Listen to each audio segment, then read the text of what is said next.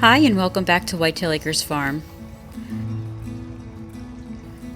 Well, as we're getting closer to spring here, the snow is starting to melt and the rainy season is beginning. So, with it being so wet out today, I decided it would be a really good day to take out some seeds that we've had a cold stratifying in our refrigerator to see how we made out and if we can get any trees growing for our orchard. As we're working on expanding our orchard, we wanted to acquire some more trees. And while we could go to the store and just buy some trees, but that could get costly, we decided to try to propagate our own. So Ryan, at his home that he grew up in and spent his childhood, there was a chestnut tree there, and it still is there. And he really wanted to be able to add chestnuts onto our property and loved the idea of being able to take that little piece of his childhood and bring it to our new home. So we had asked his mother if she wouldn't mind in the fall to gather up any of the chestnuts that fell off that tree and to bring them over to us when we saw her. And she did, and we were so grateful for that. And she actually found quite a bit. And what we did was we cold stratified them. So in the fall, this past fall, we took all of those chestnuts from that tree, and then we got a Ziploc bag of soil. And now this is just regular potting soil from the store. It's not soil from our yard because you never want to use that when you're trying to do any sort of planting indoors. But we got the potting soil, we put some of that in there, and we made some layers of the soil and then the chestnut seeds and we so forth. So we have a few different layers in here, and we made sure that the soil was moist so that way it just helped with the germination. And then we put these in the refrigerator in our garage, and we kept them there all winter and did not touch them. And so now today is the big reveal. We're in the beginning of March already, and it's about time to see how these did, see if they sprouted at all. And if they did, we want to get them into some pots and start nurturing them and caring for them in the hopes that they'll start growing and get strong enough that we can eventually plant them outdoors, and then we'll have an abundance of chestnut trees. So that would be really, really awesome if it worked. Hopefully it's all looking good.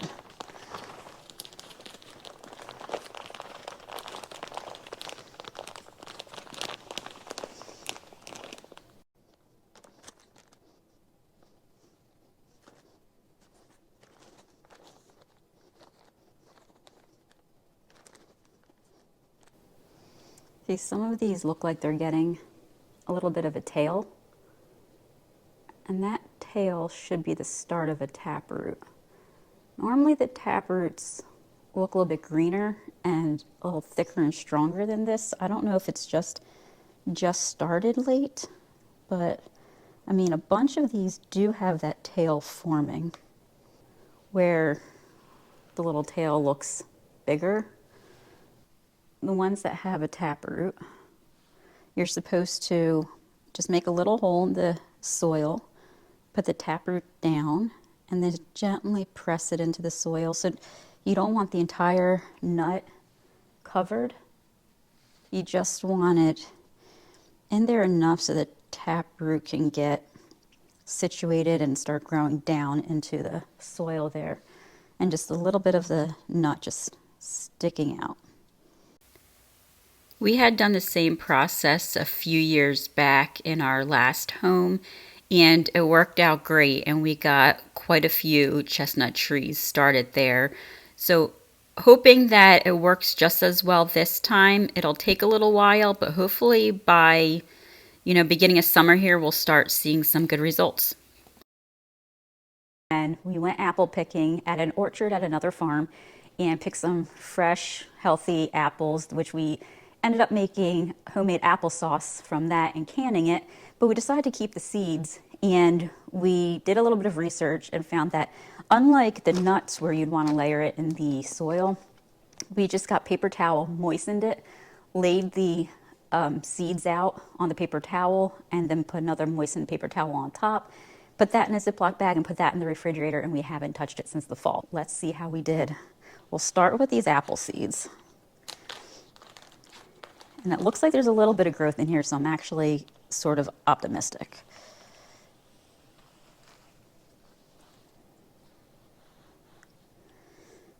Okay.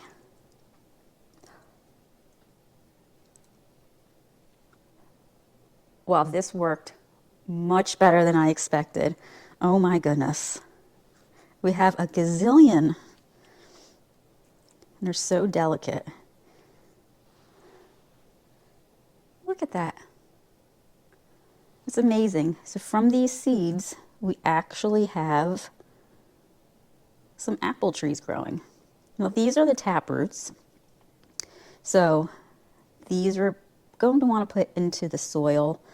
Some of these look like they've gotten bigger though, and actually starting to get leaves.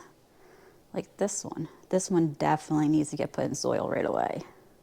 Now these taproots are very delicate, so I am just trying to carefully stick them into the soil. The soil is nice and loose and already pre-moistened, so it should go in there nice and easy and hopefully continue growing. Now, one thing that we have read when we were doing our research, which we're prepared for, is that even though we absolutely love the Honeycrisp apples, and our goal here was to be able to get the seeds from the Honeycrisp and be able to grow those exact same trees, but it doesn't really work like that for fruit trees. So without actually grafting a tree and the root ball and making a tree that way, if you get the seeds, whatever tree grows from the seed, you might not get the same exact apple, but we'll probably get pretty close to it. So it'll be interesting to see if these continue to thrive and then turn into trees. And then I know it's going to be a couple years yet. So this is like a long process, but it'd be really neat to see what kind of fruit we actually get from these.